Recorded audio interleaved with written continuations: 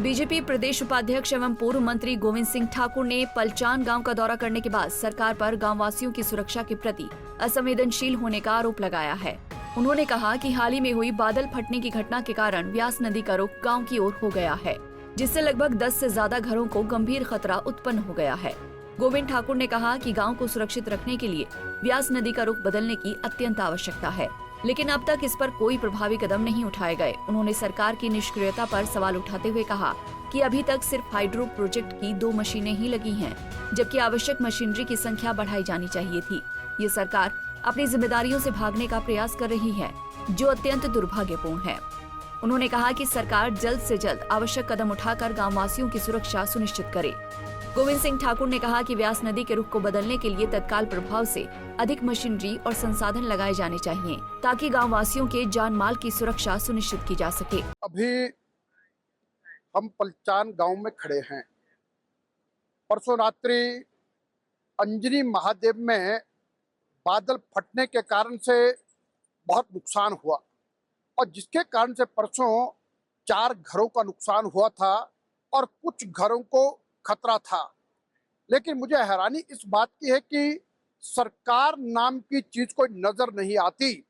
परसों भी प्रातःकाल हम 8 बजे पहुंचे और उसके बाद यहाँ की सारी व्यवस्थाओं को देखा, लेकिन मैं एक बात ये देख रहा हूँ कि अभी भी आज भी यहाँ पर पानी बढ़ गया है और अभी पलचान के पूरे गांव को खतरा पैदा हो गया है।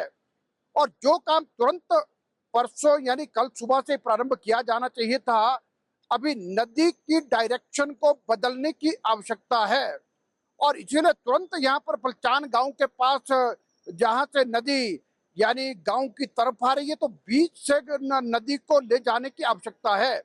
लेकिन मुझे इस बात की हैरानी है कि अभी तक भी सरकार की ओर से एक भी मशीन यहाँ पर काम नहीं कर रही है। और यहाँ पर अगर जो मशीनें काम कर रही है वो हाइड्रो प्रोजेक्ट की मशीन है जो 2 काम में लगी है।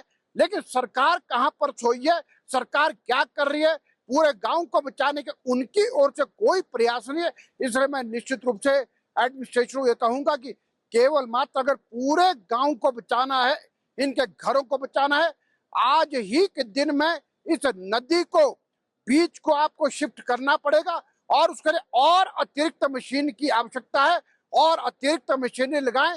केवल मात्र आप हाइड्रो प्रोजेक्ट की मशीनरी पर ही डिपेंड करके ये काम नहीं कर सकते। तो प्रदेश सरकार कहीं ना कहीं अपनी जिम्मेदारी से भागने का प्रयास कर रही है। और इसलिए मेरा ये कहना है कि भाई जहां तक ये सबके सब काम जो पिछले साल के फ्लड के बाद नदी की ड्रेजिंग के नाम पर करने की बात की थी, वो नदी की ड्रेजिंग कहीं नहीं हुई है। अभी थोड़ी सी बारिश से ही सारी की सारी पोल खुल गए। और इसलिए मैं कहूंगा कि इसके लिए तुरंत और अतिरिक्त मशीनरी और अतिरिक्त मैन पावर लगा करके और ताकि हम अपने इन गांवों को बचा सकें। वहीं गांववासियों ने भी गोविंद ठाकुर के समक्ष अपनी समस्या को उठाया है। उनका कहना है कि जब तक सरकार उचित कदम नहीं उठाती, तब तक उनकी सुरक्षा को लेकर अनिश्चितता बनी रहेगी। पंजाब केसरी टीवी के लिए कुल्लू से दिलीप ठाकुर की रिपोर्ट। हमसे जुड़े रहने के लिए हमारे YouTube चैनल को सब्सक्राइब करें और नई वीडियो की नोटिफिकेशन के लिए बेल आइकॉन को दबाएं। अगर आप ये वीडियो Facebook पर देख रहे हैं तो लाइक जरूर करें और ज्यादा से ज्यादा शेयर करें। इसी तरह के और भी अपडेट्स के लिए फॉलो करें हमारा Instagram पेज himachal.kesri।